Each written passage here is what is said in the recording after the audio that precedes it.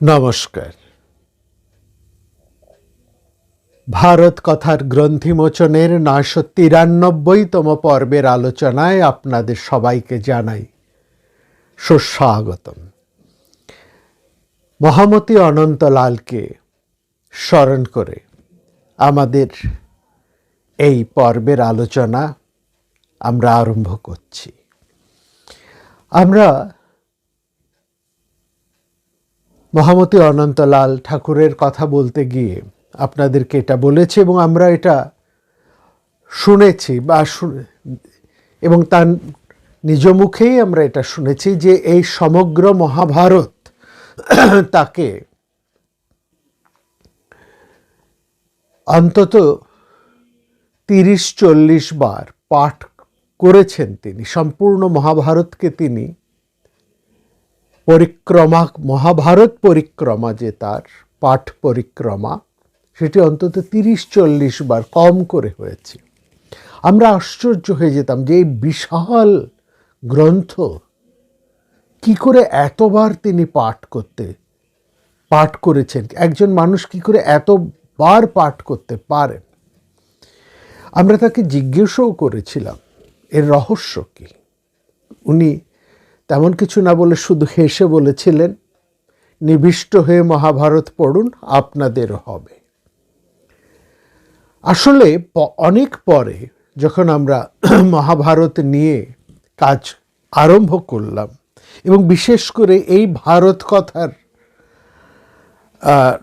যখন আপনাদের কাছে আমরা পর্ব ধরে ধরে আলোচনা করে যাচ্ছি, তখন এটা আমরা লক্ষ্য করেছি মহাভারত, যা মহাকবি বেদব্যাস এমনভাবে সেই কাহিনীকে বিস্তার করেছেন, গ্রন্থিত করেছেন, বলা ভালো মহাভারতের মধ্যে তিনি এমনভাবে পরের পর কাহিনী তথ্যগুলোকে এনেছেন, বিন্যাস করেছেন, যে সেখানে আপনাকে বারবার ফিরে ফিরে যেতে হবে।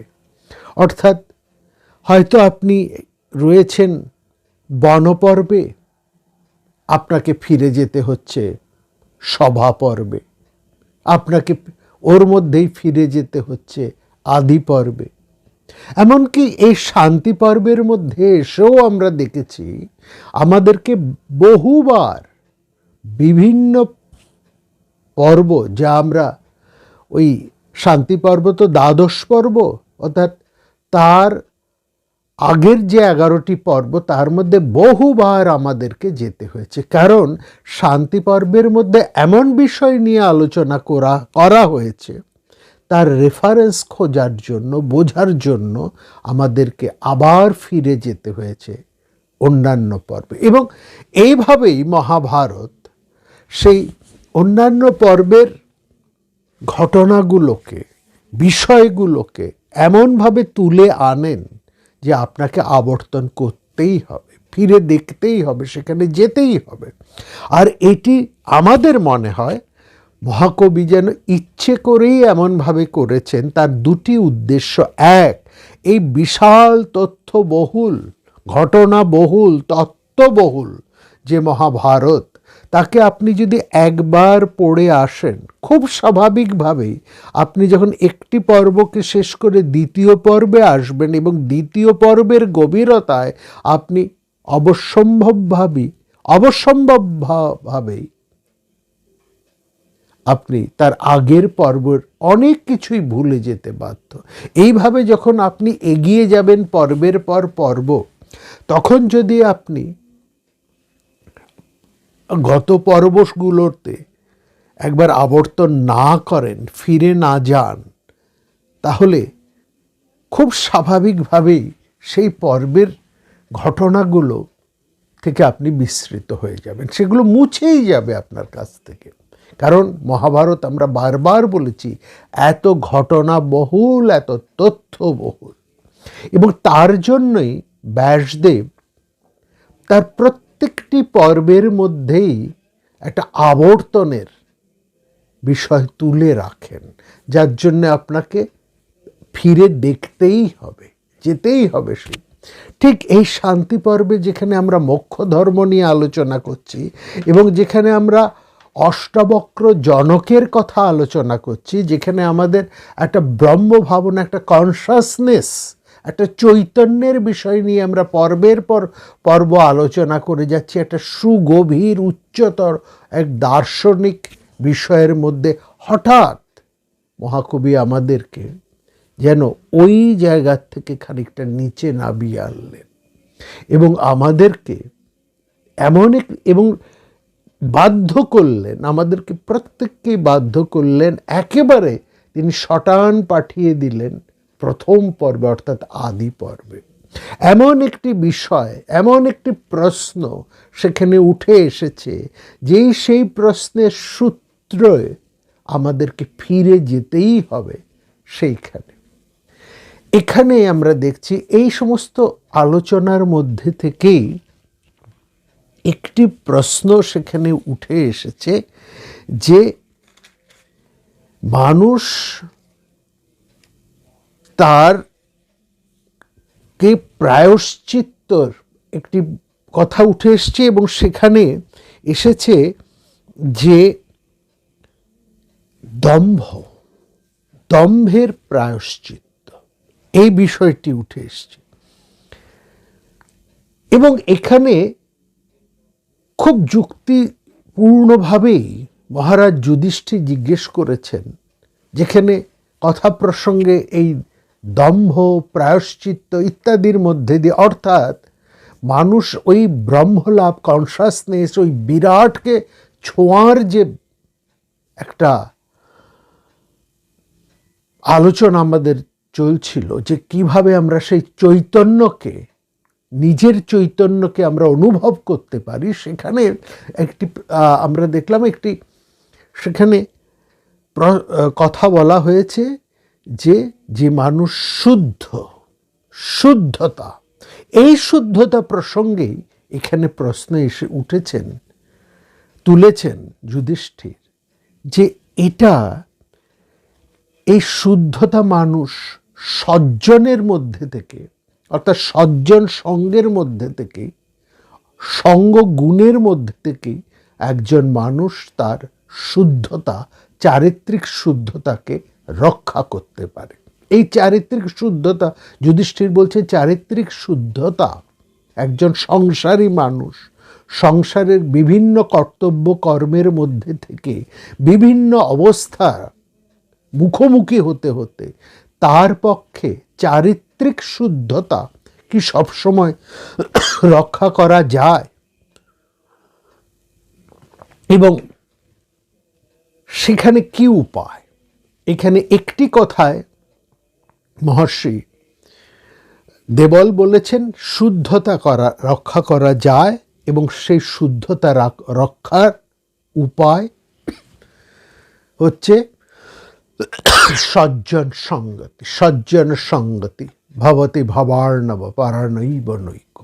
সজ্জন সঙ্গতি অর্থাৎ সজ্জনের সঙ্গ করলে, ভালো মানুষের সঙ্গ করলে তোমার চারিত্রিক শুদ্ধতা রক্ষা পাবে। এখানে যেমন একটা আমরা জানি একজন মানুষ কেমন তা বোঝা যায় তার চারপাশের মানুষরা যাদের সঙ্গে সঙ্গ করছে তারা কেমন সঙ্গ তার, অর্থাৎ তার সঙ্গ গুণ না সঙ্গ দোষ, এর থেকেই বোঝা যায় মানুষটি কেমন। A man is known by the company he keeps, যে কথাটা বলা হয়।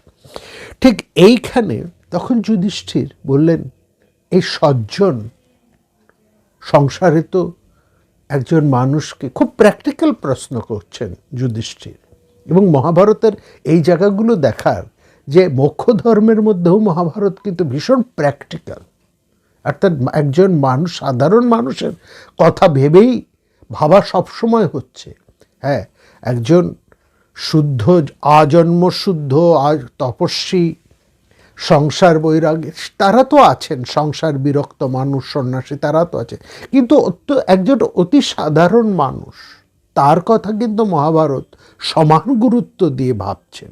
এখানে না হলে প্রশ্নগুলোর প্যাটার্ন, প্রশ্নগুলোকে যদি আমরা লক্ষ্য করি, তাহলে এই জিনিসটা আমরা খুব পরিষ্কারভাবে বুঝতে পারি। সেখানে যুধিষ্ঠির বলছেন, সজ্জন তো সবসময় সংসারে এটা নয় যে সবসময় একজন মানুষের কাছে সজ্জন থাকবে, দুর্জনের সঙ্গ তো তার এসে যেতে পারে। এমন এক একটা অবস্থার তার ঘটে যায় বা এমন অবস্থার মধ্যে সে পড়ে, সজ্জন দুর্জন দুই রকমেরই হয়। তাহলে সে কি করে সবসময় সে সজ্জনের সঙ্গেই থাকবে যদি কোনো দুর্জন সঙ্গ হয়? সেভাবে তাহলে সে কিভাবে নিজেকে রক্ষা করবে? এরকম এই ধরনের একটা ভীষণ প্র্যাকটিক্যাল প্রশ্ন সেখানে তুলেছেন। এবং সজ্জন বলতে কাকে বোঝানো হয়েছে? সজ্জন একজন মানুষ, সে সজ্জনকে লাভ করবে কিভাবে? এখানে মহাভারত অত্যন্ত চমৎকারভাবে তাকে ইঙ্গিত দিয়েছেন। সেখানে বলছেন, ভারত অর্থাৎ যুধিষ্ঠিরকে বলছেন, তুমি তোমার পূর্বপুরুষ যজাতিকে স্মরণ করো। অর্থাৎ যজাতির কথা আবার এখানে উঠে এসছে। আসলে মহাভারতের মধ্যে সবচাইতে বর্ণময় গুরুত্বপূর্ণ কোনো চরিত্র যদি থাকে, আমরা বলবো সেটি যজাতির চরিত্র। যজাতিকে অস্বীকার করে মহাভারত এগোতে পারে না। যেমন আমরা বলেছি, যজাতি হচ্ছেন সেই পুরুষ যার থেকে মহাভারতের এই বিভিন্ন বংশধারা রয়েছে, যারা এখন এখানে বর্তমান, যাদের কথা হচ্ছে, অর্থাৎ এই যুদ্ধে যারা মারা গেছেন, যারা পরস্পর যুদ্ধ করেছেন এবং যে কয়জন তারপরেও বেঁচে আছেন, যে সমস্ত বিরাট পুরুষেরা পরস্পরের সাথে যুদ্ধ করেছেন, সেই যুদ্ধের সহায়ক যারা রয়েছেন এবং সেই যুদ্ধে যারা বীরগতি লাভ করেছেন এবং অবশিষ্ট যারা বেঁচে আছেন, এরা প্রত্যেকেই সেই যজাতির বংশধর এবং এই স্বয়ং শ্রীকৃষ্ণ তার অন্তর্ভুক্ত, তিনিও যজাতিরই বংশধর। সুতরাং মহাভারতের মধ্যে সবচাইতে বর্ণময় পুরুষ হচ্ছেন যজাতি। এইখানে শান্তি পর্বে যজাতি দিকে লক্ষ্য করে যে কথাটি বলা হলো, বলছেন যে তুমি তোমার পূর্বপুরুষ তাকে, অর্থাৎ এখানে যজাতির জীবনে দুটো ভাগ আছে, এটা জানবেন।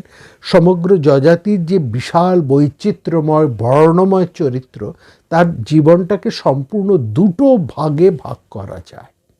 প্রথম ভাগে হচ্ছে তার জন্ম, তার রাজত্ব, তার বিবাহ এবং তার সন্তান লাভ, এবং সেখান থেকে তার বিশাল রাজা হয়ে ওঠা, তার ভোগ বিলাস এবং তার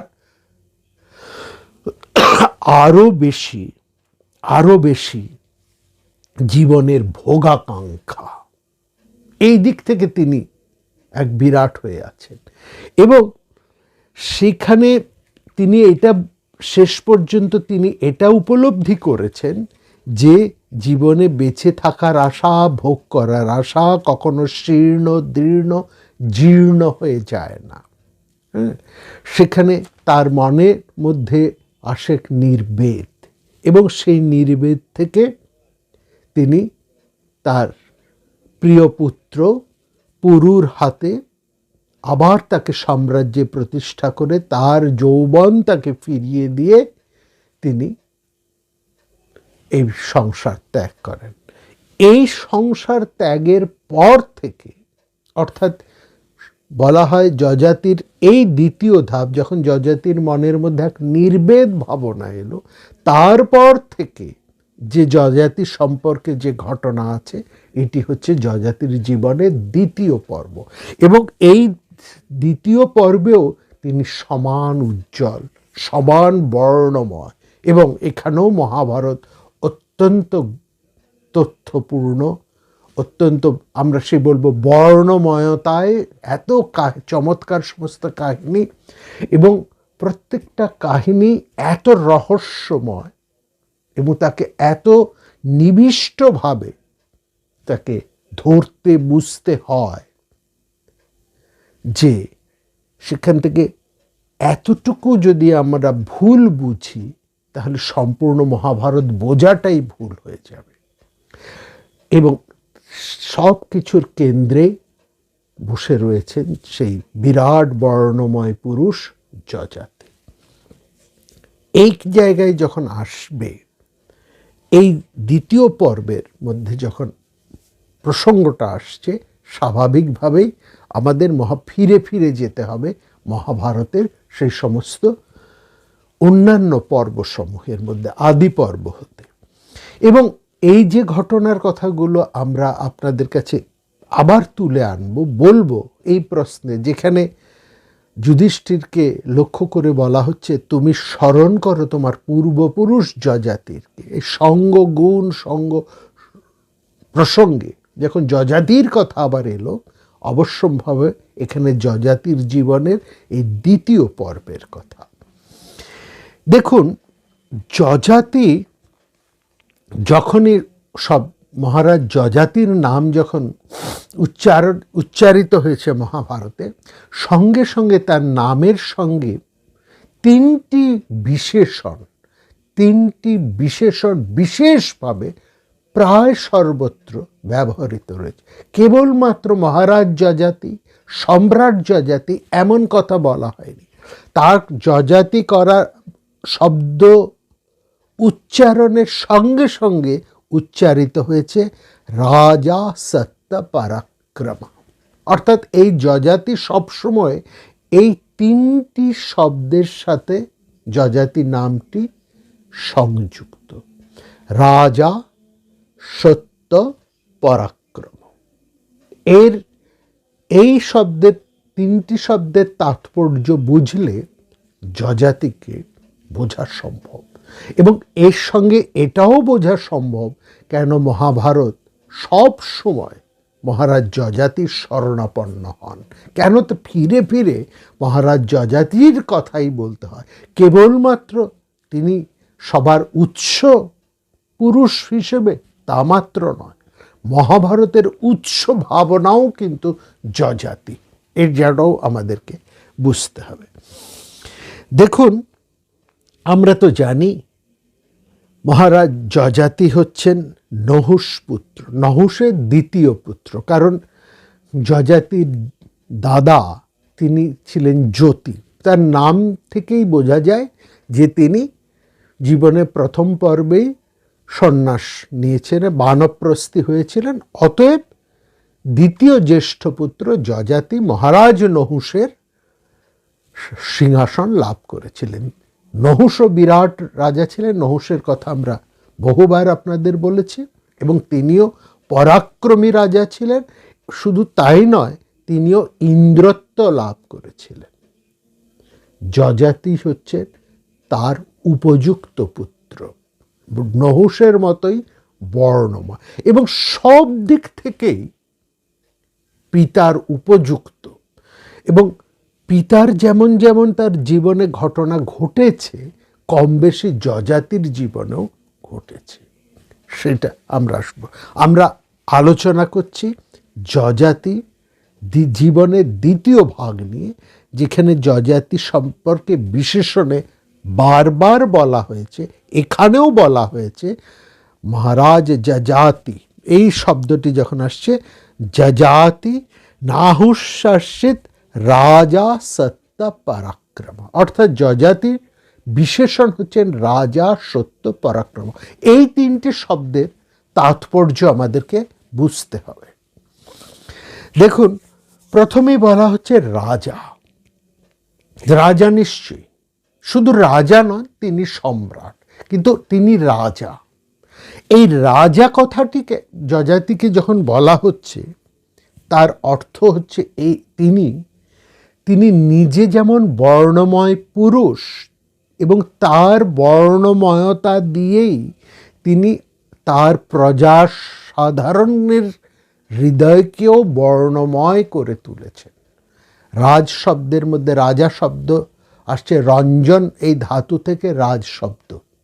রঞ্জন মানে যে অন্য জীবনকে বর্ণময় করে দেন, রঞ্জায়তি করে, আহ্লাদিত করে দেন, আনন্দিত করে দেন। এই শব্দের অর্থ হচ্ছে রাজা।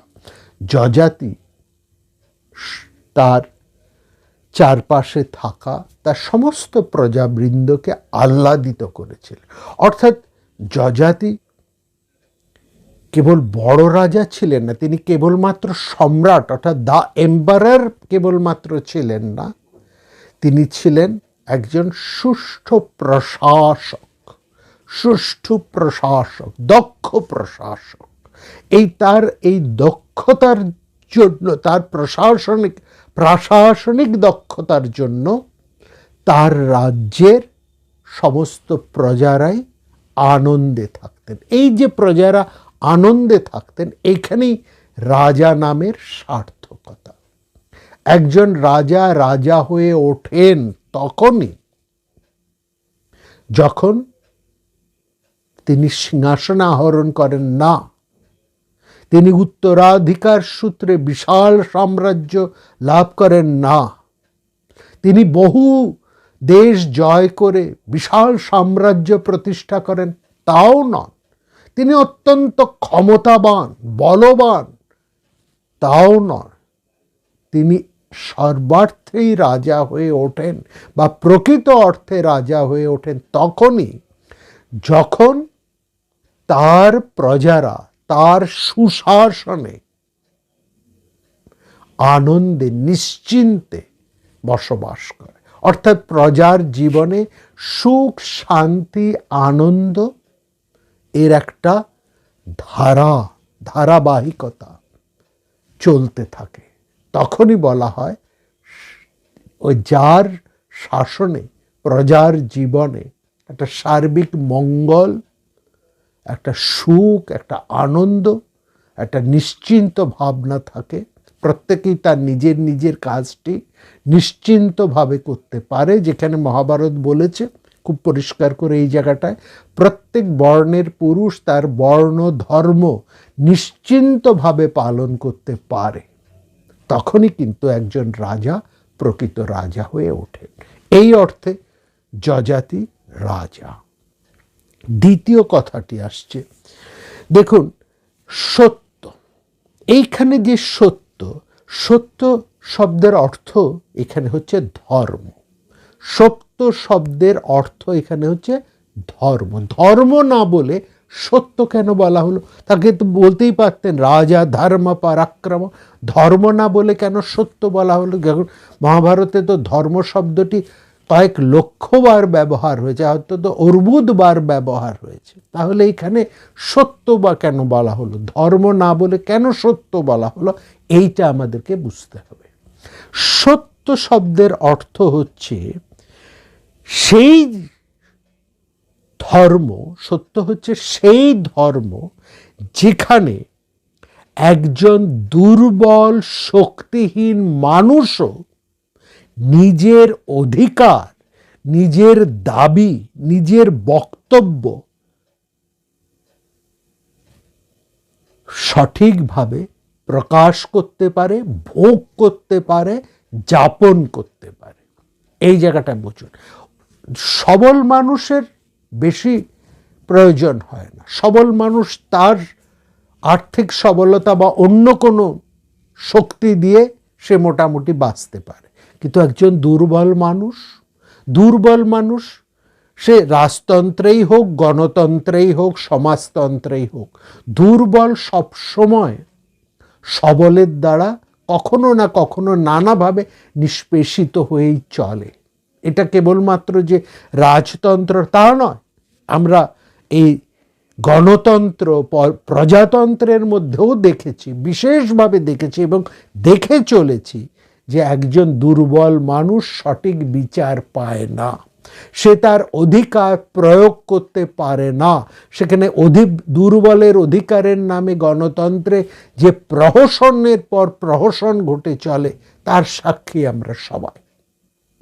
সুতরাং যেখানে একজন অত্যন্ত দুর্বল মানুষও, একজন প্রান্তিক মানুষও, ভালো করে এটা বোঝার, একজন দুর্বল অর্থে এখানে একজন প্রান্তিক যে একেবারে সমাজের এক টেরে পড়ে আছে, যার তেমন কোনো আর্থিক ক্ষমতা, যার এমন কোনো শিক্ষাগত যোগ্যতা কিংবা অন্য কোনো ক্ষমতা নেই, একেবারে অবহেলিত, একেবারে প্রান্তে, সমাজের প্রান্তে যে বসবাস করছে, এমনই এক দুর্বল মানুষ, সেই মানুষই যখন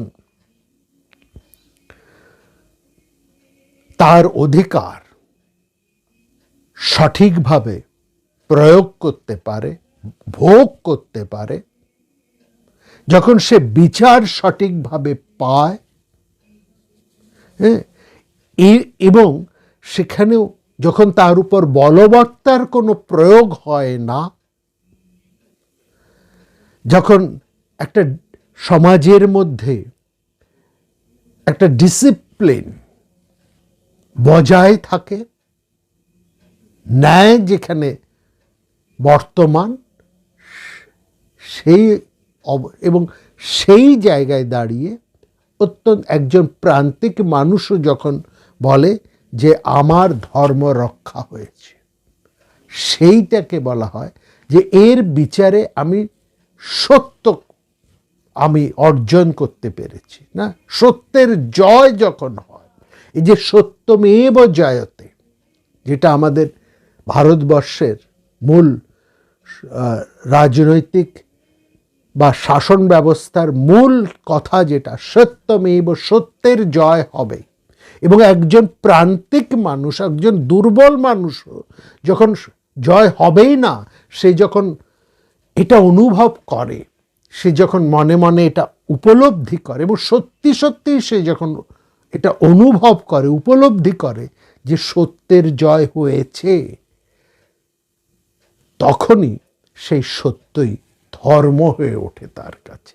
এই ক্ষেত্রে ধর্ম সত্য, অর্থাৎ একজন প্রান্তিক মানুষও বলে যে সঠিক ন্যায় বিচার সে পেয়েছে, সঠিক অধিকার সে লাভ করেছে, তার অধিকার থেকে তাকে কেউ সরিয়ে রাখেনি, কেউ তাকে এক প্রান্তে ঠেলে রাখেনি।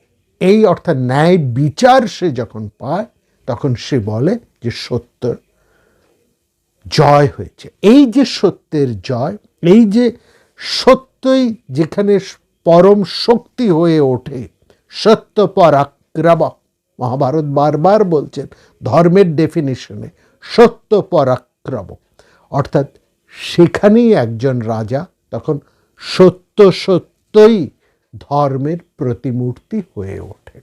এই অর্থে যযাতি ছিলেন সত্য, এবং এটাই হচ্ছে যযাতির মূল শক্তি, এটাই হচ্ছে যযাতির মূল শক্তি।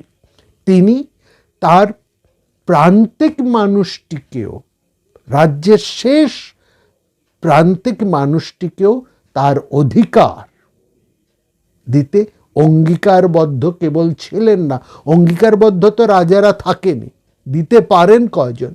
মহারাজ যযাতি সেখানে ধর্মকে, সত্যকে প্রতিষ্ঠা করতে পেরেছিলেন। এই অর্থেই তিনি রাজা সত্য পরাক্রম। দেখুন, এইখানে একজন রাজাকে যখন দেবতা হিসেবে দেখা হয়, আমরা যেখানে রাজার প্রতিষ্ঠা হয়, রাজার নির্বাচন হলো, রাজাকে সিংহাসনে অভিষিক্ত করা হলো, অভিষেক হলো তাকে তার হাতে দণ্ড তুলে দেওয়া হলো, রাজদণ্ড, তার মাথায় পরানো হলো স্বর্ণ মুকুট, গলায় তার মালা পরিয়ে দেওয়া হলো, হাত ধরে মন্ত্র উচ্চারণের সঙ্গে সঙ্গে অগ্নিসাক্ষী করে তাকে সিংহাসনে নিয়ে প্রতিষ্ঠা করা হলো। এইখানে রাজা দেবতার সমার্থক হয়ে ওঠেন। কেন? এটা কি, এইখানে কি রাজা ঈশ্বর হয়ে গেলেন, দেবতা হয়ে গেলেন? এবং সেখানে কি আমাদের এই ভাবনা? হ্যাঁ, এইখান থেকেই আমাদের ভাবনা আসে, king can do no wrong. একজন রাজা ধর্মের প্রতিমূর্তি, তিনি কোনো রকম অন্যায় করতে পারেন না। এই যে প্রজার বিশ্বাস, এই বিশ্বাস থেকে একজন রাজা বা রাজার সাথে ঈশ্বরের যোগ, এইখানেই তাকে যেন রাজার ঈশ্বরত্ব, তার দেবত্ব, এখানেই তার ক্ষমতা, তাকে এই দুদিক থেকেই রাজাকে প্রধান করা হচ্ছে। তিনি ঈশ্বরের মতনই ক্ষমতাবান, আর তাকে যখন এইখানে প্রতিষ্ঠা করা হচ্ছে, তুমি কোনো ভুল করতে পারবে না, এটাও তাকে সাবধান করা হচ্ছে। দেখো, তোমাকে দেবতার পর্যায়ে উন্নীত করা যখন হলো, তখন রাজার সেই পদে যিনি অধিষ্ঠিত হন, তার দায়িত্ব কর্তব্য সহস্র গুণ বেড়েও গেল। অন্য দিক থেকে এটাও বোঝার, অর্থাৎ তিনি সত্য ধর্মের প্রতিমূর্তি হয়ে উঠলেন। He will give the justice in true sense. তার কাছ থেকে তার প্রজাবাসীরা এটাই প্রার্থনা করে। অতএব রাজার দায়িত্ব কর্তব্য হচ্ছে দেবতার মতনই সত্যের প্রতিষ্ঠা করা। তিনি স্বয়ং সত্য স্বরূপ হয়ে গেলেন। এই সত্যটা কি না, তার জাস্টিস, ডিসিপ্লিন, অর্ডার, যাকে আমরা বলেছি ন্যায়, ন্যায় প্রতিষ্ঠা করা, অর্থাৎ তার সমাজের প্রান্তিক মানুষটিও, দুর্বল মানুষটিও যেন তার অধিকার, তার ন্যায় সঠিকভাবে উপভোগ করতে পারে। এটাই হচ্ছে রাজার কর্তব্য। এই নিরিখেই তিনি তখন সত্যের প্রতিমূর্তি, অর্থাৎ এই অর্থেই রাজা ধর্মের প্রতিমূর্তি হয়ে উঠতেন। এইখানে এই সমস্ত বিচার করেই যযাতি ছিলেন সর্বার্থে একজন রাজা এবং সত্য পরাক্রম। কেবলমাত্র তিনি বিরাট রাজা, বহু রাজ্য জয় করে বিশাল রাজ্যের অধীশ্বর ছিলেন, এটা কেবল নয়। তাকে যখন রাজা সত্য পরাক্রম বলা হচ্ছে, তখন যযাতির এই গুণাবলীগুলো আমাদেরকে স্মরণ রাখতে হবে। এখানে দেখছি যযাতি, যাকে বলা হয়েছে রাজা সত্য পরাক্রম, এই জায়গায় আমরা দেখছি তিনি মৃত্যুর পর, অর্থাৎ তার যখন জীবনে সেই নির্বেদ এলো, তিনি তার কনিষ্ঠ পুত্র পুরুকে তার সমস্ত সাম্রাজ্যের দায়িত্ব দিয়ে আবার সেই জরাকে গ্রহণ করে তিনি মারা গেলেন এবং সেই স্বর্গে তিনি রয়েছেন। মৃত্যুর পর তিনি রয়েছেন স্বর্গে। সেখানে দেবরাজ ইন্দ্র একদিন তাকে জিজ্ঞেস করলেন, সেই রাজর্ষিকে, যযাতি এখন তখন কেবলমাত্র রাজা নন, তিনি ঋষি, অর্থাৎ তার রাজকর্মের মধ্যে দিয়ে, তার রাজকর্তব্য পালনের মধ্যে দিয়ে তিনি কেবলমাত্র সম্রাট হননি, তিনি ঋষিত্ব লাভ করেছেন। অর্থাৎ ধর্মকে তিনি আপন কর্তব্যের মধ্যে দিয়ে লাভ করে তিনি ঋষিত্বে প্রতিষ্ঠিত হয়েছে। দেখুন, একজন অত্যন্ত ভোগী মানুষ তার জীবনে যখন সেই নির্বেদ এলো, যেন সেই নির্বেদের থেকেই তিনি যখন পরম সত্যকে উপলব্ধি করলেন যে এই জীবনে ভোগের আকাঙ্ক্ষা, আশা কখনো শীর্ণ, দীর্ণ, জীর্ণ হয়ে যায় না, এই উপলব্ধি তাকে ঋষিত্বে প্রতিষ্ঠা করল। মহাভারত তাকে এবার বলছেন রাজর্ষি। তাকে এতদিন বলে এসেছেন রাজা সত্য পরাক্রম, এখন মহাভারত যযাতিকে বলছেন রাজর্ষি। সেই রাজর্ষিকে, যযাতিকে ইন্দ্র জিজ্ঞেস করলেন একদিন কথা প্রসঙ্গে, তিনি রয়েছেন সেই দেবলোকে, ইন্দ্র সভায়, তিনি একজন গুরুত্বপূর্ণ সদস্য।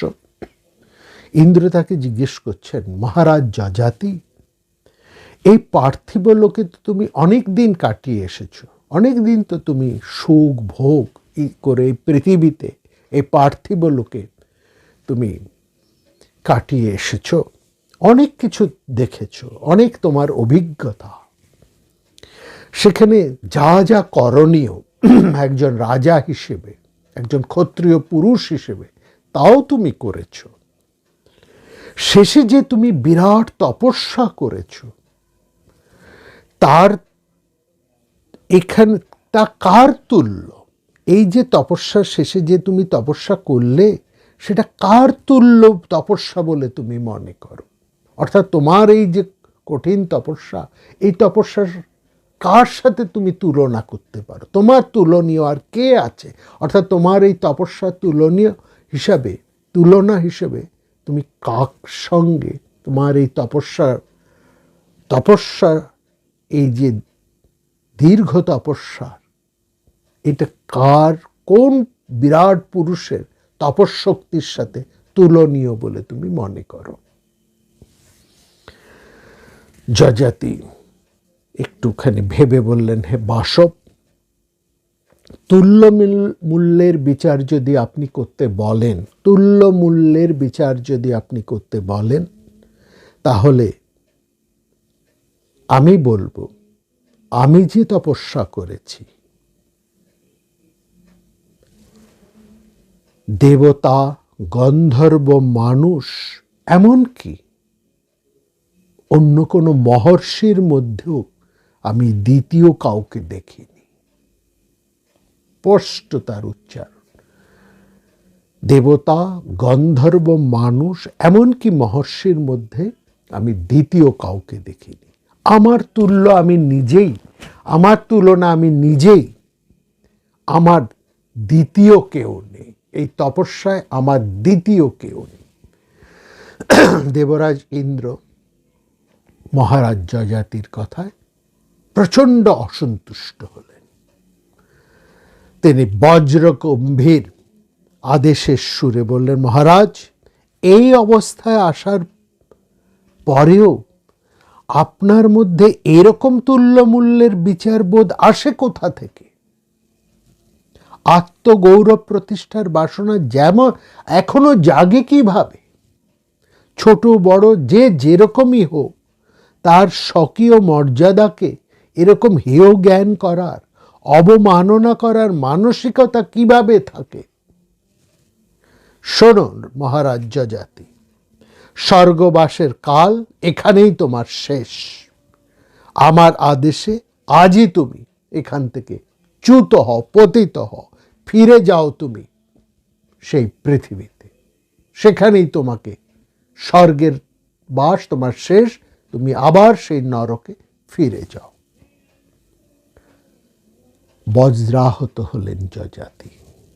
এতদিনের তপস্যা, কৃচ্ছ সাধনার পর তার মনে যেটুকু প্রফুল্লতা এসেছিল, মুহূর্তের উপর তার উপর যেন একটা জবনিকাপাত ঘটে গেল। কোথায় যে ভুল হয়ে গেল সেটা তিনি হয়তো তেমনটা বুঝতে পারলেন না।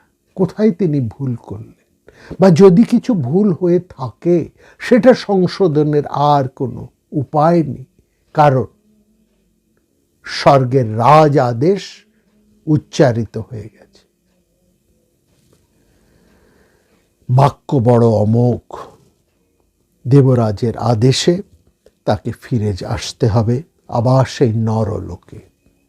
সত্যি তো যে নিজের শ্রেষ্ঠকে তিনি, আমাদের মনে হতে পারে তিনি তার শ্রেষ্ঠত্বকে জাহির করতে গিয়ে মহারাজ যযাতি তার বিপদ যেন আবার তিনি নিজে ঘটিয়ে ফেললেন। তার মধ্যে যেন একটা প্রচ্ছন্ন দম্ভই না কাজ করেছে।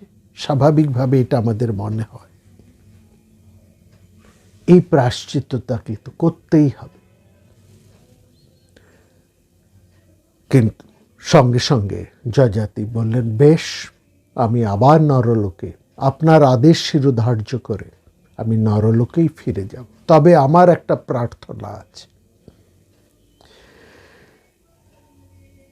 যে প্রায়শ্চিত্তের বিধান আপনি দিচ্ছেন আমি সেটা করব। যদি আপনার আদেশে আমাকে সেই নরলোকেই ফিরে যেতে হয়, তবে এইটুকু অনুগ্রহ আমাকে করুন, পৃথিবীতে আমি যেন সজ্জনের সঙ্গ লাভ করি, সজ্জন সঙ্গ যেন আমি লাভ করি, যেন নিরন্তর তাদের সঙ্গে থেকে আমি প্রতি মুহূর্তই নিজে শুদ্ধ হয়ে উঠতে পারি। ইন্দ্র বললেন, বেশ, তাই হবে। তুমি সৎসঙ্গে থেকে নির্মল অন্তঃকরণ নিয়ে আবার এই দেবলোকে ফিরে আসবে। এইখানে যে কাহিনীটি আছে, এটা একটা সরল, প্রথম শুনে মনে হয় এটা এমন কি ব্যাপার, একজন মানুষ তার ক্ষমতায়, তার তপস্যায় স্বর্গ বা একটা ঊর্ধ্বলোক লাভ করেছিল, ঊর্ধ্ব গতি লাভ করেছিল, তার মধ্যে একটা যেন কোথায় দাম্ভিকতা এসেছে, গর্ব এসেছে, ফলে সে তার সেই উচ্চতা থেকে তার আবার পতন ঘটল। এটাই হতো আমাদের স্বাভাবিক, কিন্তু না, ব্যাপারটা তা কিন্তু নয়। মহারাজ যযাতি, বুঝতে হবে তিনি একজন রাজা, এবং তিনি এখানে তার উত্তরে যে কথাটা বলেছেন, খুব ভালো করে আমরা যদি ভেবে দেখি, সত্যি তো মহারাজ যযাতির মতন এরকম তপস্যা কি কেউ করেছে? তার মতন এমন বর্ণময় পুরুষ কি আর কোনো একজন তার সমসাময়িক কালে আছেন? তিনি কি তার তপস্যায় তার পিতাকেও ছাপিয়ে যাননি, নহুষকেও ছাপিয়ে যাননি? হ্যাঁ, নহুষ সম্রাট হয়েছিলেন, তিনি স্বর্গলোকেরও অধীশ্বর হয়েছিলেন, সেখানে তার বিচ্যুতি ঘটেছিল, সেখানে তার গর্ব, অপমান, দম্ভ হয়েছিল। কিন্তু এখানে তো প্রশ্ন ছিল অন্য। এখানে তার অর্জিত যে তপস্যা, এখানে কি যযাতি বলতেন যে আমার এই তপস্যা এটা অমুকের সঙ্গে তুলনীয়? এই বিনয় তার কি বলা এটা উচিত ছিল যে না, আমি এমন কি করেছি, আমি দেব অনুগ্রহে স্বর্গ লাভ করেছি? সে কথা কি করে যযাতির মতন মানুষ একজন বলতে পারে? এটাও একটা, কিন্তু যে মানুষ নিজের ক্ষমতায় শ্রেষ্ঠত্বকে অর্জন করে, সেই শ্রেষ্ঠত্বকে সে যদি গুরুত্ব দিয়ে থাকে, তাহলে তার মধ্যে সেই গুরুত্বকে কি আমরা বলবো এটা তার মধ্যে একটা গর্ব কাজ করছে, দম্ভ কাজ করছে? আর এই রাজকীয় যে কর্তব্য কর্ম তিনি সারা জীবন পালন করে এসেছেন, হ্যাঁ, তার মধ্যে একটা প্রচণ্ড ভোগাসক্তি ছিল। তিনি আরো ভোগ করতে চেয়েছেন, এবং এটাও ঠিক, ভোগের মাধ্যমে তিনি এটা অনুভব করেছেন এবং সঠিকভাবেই অনুভব করেছিলেন যে জীবনে ভোগাকাঙ্ক্ষা কখনো শীর্ণ দীর্ণ জীর্ণ হয়ে যায় না। এটা অনুভব মাত্রই তিনি সঙ্গে সঙ্গে তার ভোগেচ্ছাকে ত্যাগ করে তিনি তপস্যার জীবন বরণ করে নিয়েছিলেন, এবং তার সেই দীর্ঘ তপস্যার মধ্যে দিয়েই তিনি স্বর্গ লাভ করেছিলেন। তাহলে এরকম একজন মানুষ, তার সত্যি কি আর কোনো তুলনা আছে নাকি? এই দেবরাজ ইন্দ্রের এই অভিশাপ এর মধ্যে দিয়ে আর একটা অন্য কোনো প্রচ্ছন্ন এমন কিছু নিহিত রয়েছে যা একমাত্র সাধন করতে পারেন যযাতি। অর্থাৎ যযাতির কর্ম যেন এখনো কিছুটা বাকি আছে, সেটা পূর্ণ করার জন্যই তাকে আবার ফেরত পাঠিয়ে দেওয়া হলো এই নরলোকে। অর্থাৎ তাকে আবার পাঠিয়ে দেওয়া হলো যে নৈষ্কর্মের সিদ্ধির ব্যাপারটা এখনো যযাতির যেন আসেনি। তার এখনো কিছু কর্ম বাকি আছে, কিছু বিরাট কিছু কাজ, বিরাট কোনো একটা, যাকে আমরা বলবো অভ্যুদয়ের মতন একটা বিরাট কোনো ঘটনা এখনো সংগঠন করার হেতু হিসাবে যযাতিকে যেন আবার ফিরে আসতে হলো এই কর্মময় সংসার। মনে রাখবেন, দেবতারাও কিন্তু এই কর্মময় পৃথিবীতে জন্মানোর জন্য ভীষণভাবে আকুতি বোধ করেন। কারণ স্বর্গের অবস্থা হচ্ছে এমন, শুধুমাত্র যা তুমি ডিভিডেন্ড লাভ করেছ, এই কর্মের থেকে যা ডিভিডেন্ড ফল লাভ করেছ, সেইটুকু শুধু ভোগ করা, এবং ভোগ শেষে তাকে আবার ফিরে আসতে হবে। সুতরাং দেবতারা চান যে এই ডিভিডেন্ডটাকে আরেকটু বাড়িয়ে নেবার। একজন মানুষ আয় করবেন, আয়ের থেকে তার যা আয় হবে, সেখান থেকে সে যে ডিভিডেন্ড লাভ করবে, সেটা যখন সে তার কর্ম থেকে, কর্মের মধ্যে দিয়ে একজন মানুষ, সাধারণ বিচারে দেখুন, সাধারণ উদাহরণ দিয়ে যদি আমরা দেখি, জাগতিক উদাহরণ দিয়ে, তাহলে আমরা কি করি? সাধারণ মানুষ যখন তার শরীরে শক্তি থাকে, সেই যৌবন থেকে একটা বার্ধক্যের পূর্ব অবস্থা পর্যন্ত, বা যতদিন তার শারীরিক মানসিক ক্ষমতা থাকে, সে তখন নানাবিধ কাজ করে, উপার্জন করে। তার এই উপার্জনের ফলটা সে অবসর জীবনে ভোগ করে। এই যে ফলভোগ, অবসর সময়ে উপার্জনের থেকে যে ফলভোগ, এটি হচ্ছে স্বর্গের ভোগ। কিন্তু তাকে তো যত বেশি সে উপার্জন করতে পারবে, তত সময় ধরে, তত ভালোভাবে সে তার পরবর্তী জীবনটাকে ভোগ করতে পারবে। কারণ তখন তার আর উপার্জনের সুযোগ নেই। উপার্জিত ডিভিডেন্ড বা উপার্জিত আয়, উপার্জিত ফলই সে জীবনান্তে ভোগ করে। তাহলে সেখানে তাকে আরও বেশি করতে হবে, এবং ওই সময়টা যখন সে কাজ করে, তখন সে বিরাট বিরাট কর্ম সাধন করে। একজন বিজ্ঞানী একের পর এক আবিষ্কার করে চলে, একজন টেকনোলজিস্ট তার কাজের মধ্যে দিয়ে, এই কাজ করার, কাজ প্রকাশ করার, কবি, সাহিত্যিক, শিল্পী, বিজ্ঞানী প্রত্যেকেই অমর হয়ে থাকেন তার এই কাজের মধ্যে দিয়ে। কর্ম করার সুযোগটা আছে এই কর্মভূমি বা এই নরলোকের মধ্যে। তারপরে প্রত্যেককেই কখনো না কখনো অবসর নিতে হয়। এই অবসর জীবনের মাধুর্য একজন মানুষ তত ভালোভাবে উপভোগ করতে পারে, যত বেশি ভালো কাজ, যত বেশি উপার্জন, যত ভালো কাজ সে করেছে তার ওই কর্মময় জীবনের মধ্যে দিয়ে। এবার অনেক সময় দেখা যায় যে মানুষটি অবসর নিয়েছেন, তাকে অবসর থেকে আবার ফিরিয়ে নিয়ে আসা হয়। অর্থাৎ অনেক সময় চাকরির ক্ষেত্রেও এটা আমরা দেখি, অবসর নেবার পরেও তারকে আবার সসম্মানে কিছুদিনের জন্য আবার তাকে ডেকে আনা হয়। কারণ দেখা যায় যে তাকে দিয়েই আরও কিছু কাজ করানো যায়, অর্থাৎ সেই কাজ করবার জন্য তিনি একমাত্র উপযুক্ত মানুষ। ফলে তাকে অবসরের জীবনে থেকে আবার সসম্মানে ডেকে আরেকটা কর্মের দায়িত্ব দেওয়া হয়। সেই কর্মটি তাকে দিয়েই সুচারুভাবে, কারণ সেই কর্মটি তিনি একমাত্র সুচারুভাবে সম্পন্ন করতে পারেন। এটাও তো উদাহরণ আমরা দেখি। এই দিক থেকেই যযাতিকে যেন আবার এই কর্তব্যময় কর্মভূমিতে নিয়ে এলেন।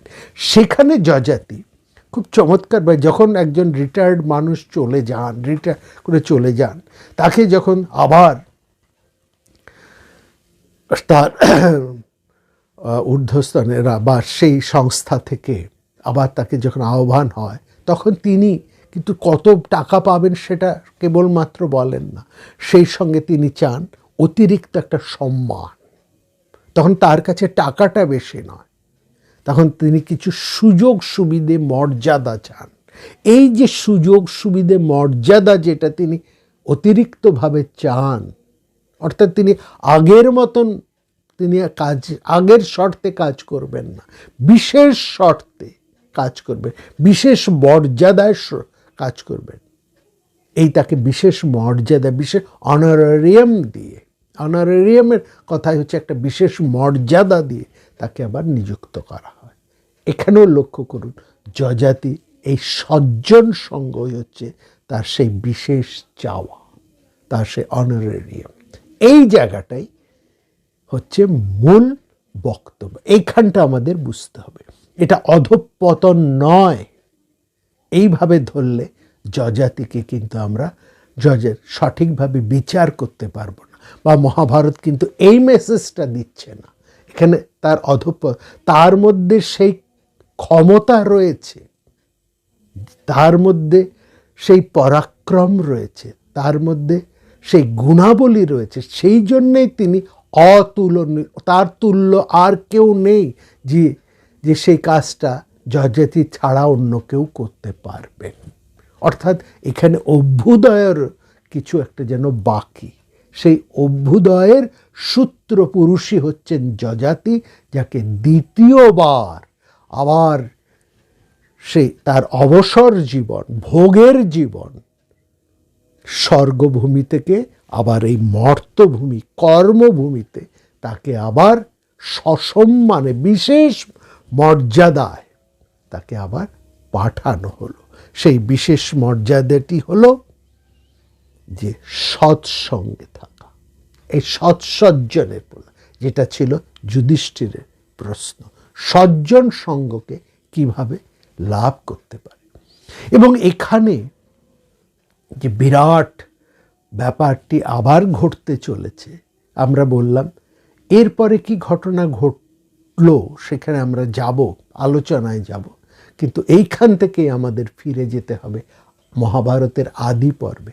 যে বিষয়গুলো নিয়ে আমরা কথা বলেছি, আবার সেই সমস্ত চরিত্রগুলোকে নিয়ে আবার আপনাদের কাছে আমাদেরকে পর্বের পর পর্ব তুলে ধরতে হবে।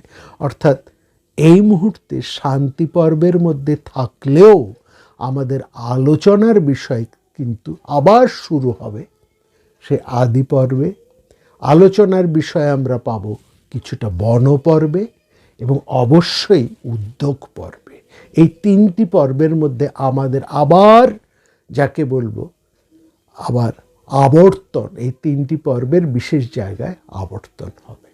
অর্থাৎ আমরা যযাতির এই প্রসঙ্গে নিয়ে আসবো তার কন্যা মাধবীর কথায়, আসবো মাধবীর 4টি সন্তানের কথায়, অষ্টক, শিবি, প্রতর্দন এবং বসুমনার কথায়, এবং অবশ্যম্ভাবে একজনের কথা আসবেই যার কথা না বললে নয়, তিনি মহর্ষি গাল, তার কথা নিয়ে আসবে। আগামী পর্ব থেকে আমরা এক এক করে এদের কথা আমরা আসব, কোন সূত্রে কিভাবে, সেটা আগামী সংখ্যা থেকে আমরা দেখব। আমার সমস্ত